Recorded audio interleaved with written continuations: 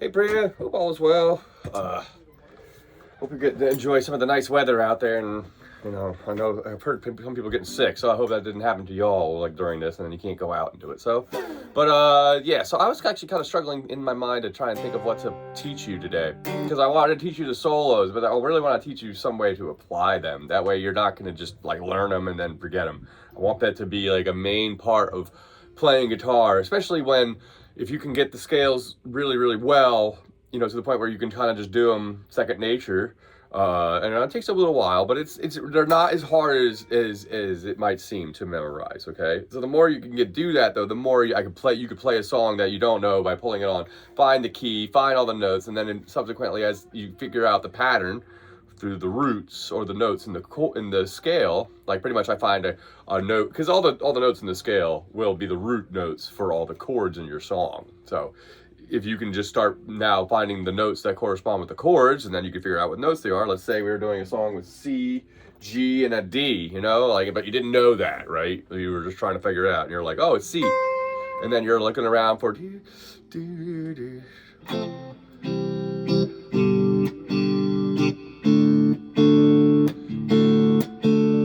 C, C, G, G. Let's just say this is the progression of the song you're trying to figure out, right? And then we're looking around and going for... And that note sounds...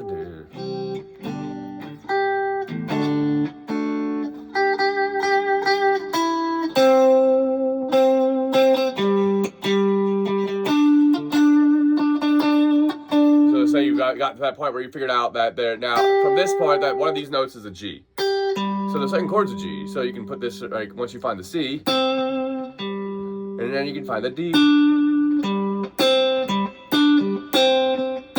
C to G, G to D. Right inside the C scale pattern. Okay, and then from there you get the C and turn it into take the G and turn it into, and then D into, okay? And then you get your C, G, D. And now I simplified it a bit, obviously. I knew what the chords were going to be, but that's kind of what I do. I just look for the notes that correspond with them, the roots, and then you just, you decide which ones they are from there.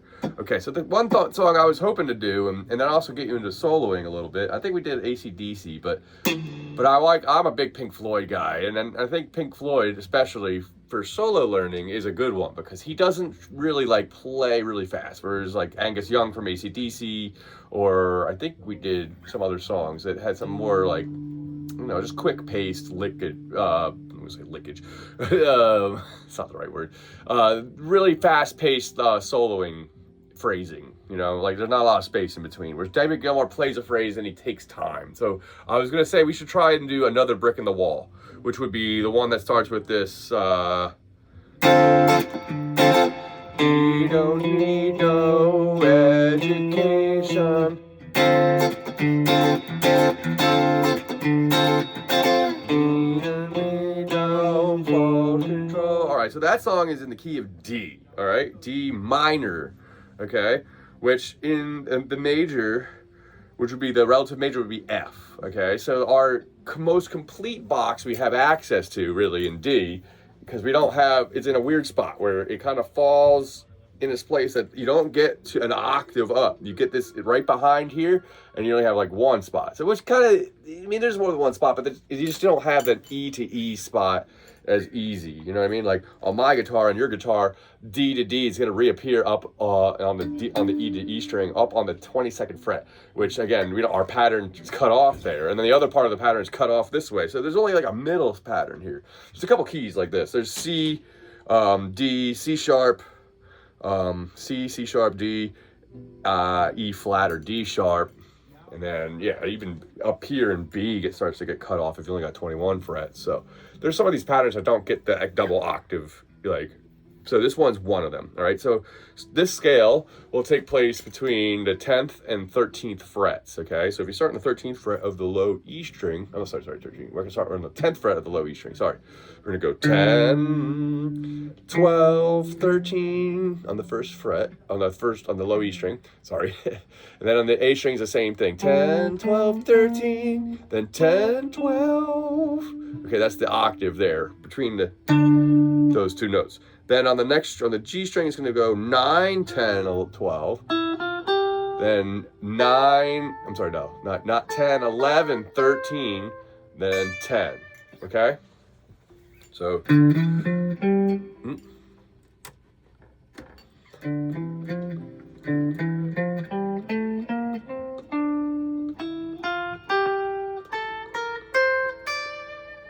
Okay, I want to get to the solo at some point, so that's why I'm going to highlight this scale, and that way you know where it is. It's going to be here, up between the 10th and 13th frets.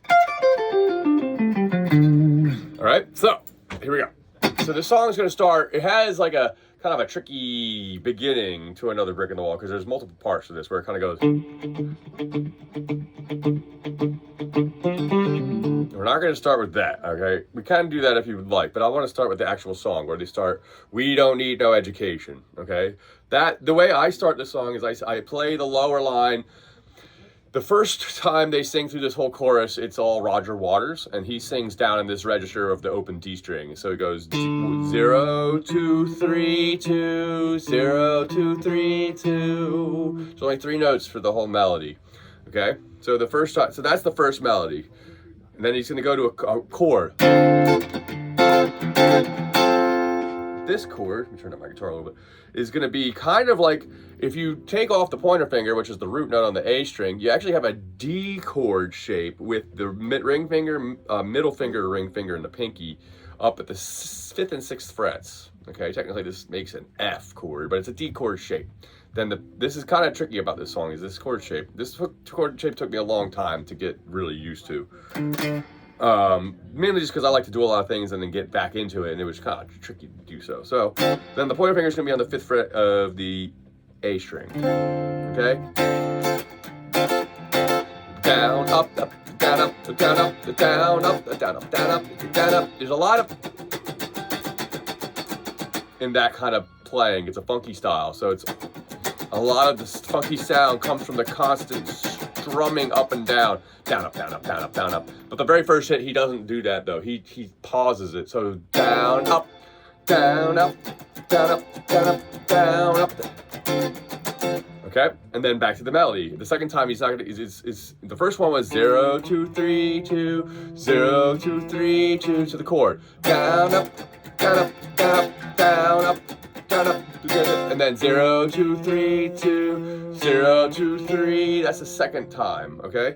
Down, up, down, up, down, up, down, up, down, up. Then he repeats the first one on the third time. 0, 2, 3, 2, 0, 2, 3, 2. Back to the main chord. Up, down, up, down, up, down, up, down, up, down, up. 0, 2, 3, 2, 0, 2, 3. Oh, now that's the 4th time. We go to a G chord. You can just do an open G. Down, up. Same exact rhythm as the. But now we're going to switch it down to the G chord. If you listen closely into the song, there is some other extra strumming bits in there, but I suspect it's another guitar part. I kind of keep the rhythm pretty straight there normally when I play it live, although I might add a little bit more of a.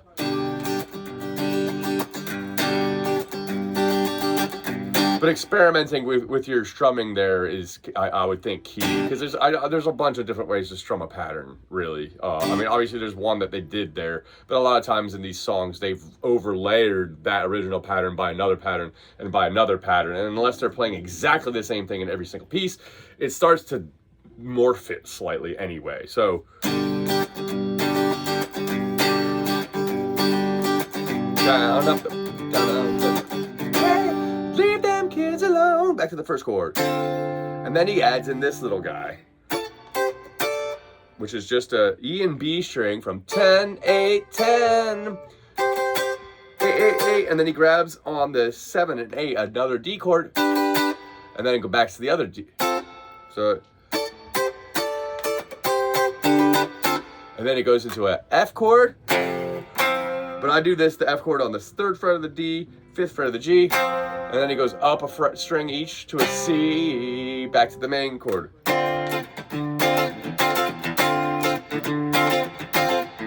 F, C, D. Okay, and then it starts all over again, okay? And this time, the second time through, the chorus of kids start singing, okay? So usually what happens to me, well, for me anyway, the way I like to play it is like, since I don't, and then this, I prefer to playing it like this because my band plays this song live, so I play this one a lot with the solo and everything. So usually the chorus I replicate, I'll sing where Roger Waters was. We don't need no education, but I'll play it up here an octave higher, starting on the same exact idea, starting with the D note on the G string at 7. Now, I don't really fret the other note. I like to bend into it to give it kind of this, like, it's kind of like a creepy kind of way of making it sound like that. And sometimes, depending if you have, like, say, a delay on or something,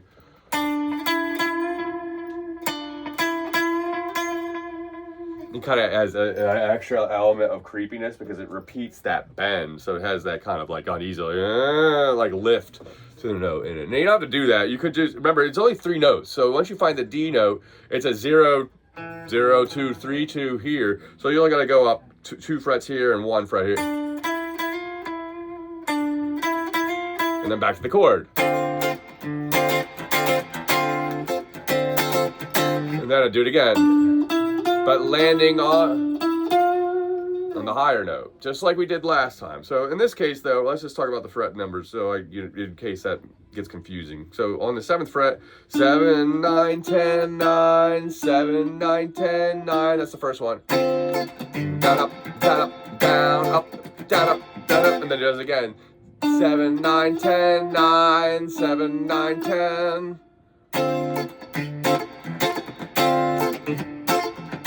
7, 9, 10, 9, 7, 9, 10, 9. Up, down, up, down, up, down, up, down, up, down, up. 7, 9, 10, 9, 7, 9, 10. Open G.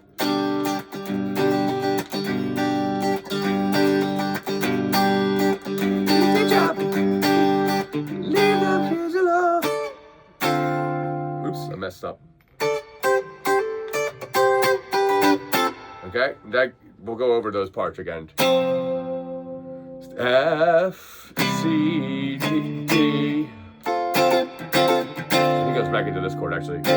F to C. Usually by this point I actually had a bigger C, like barring down to the low E string with that C power chord. And then it starts on that. I think then it goes to the solo. Excuse me.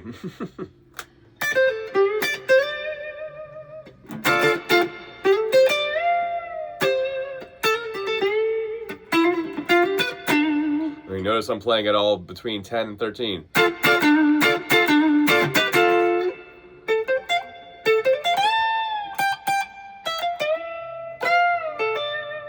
All right, so from there, I want to try to see if we can play through the song.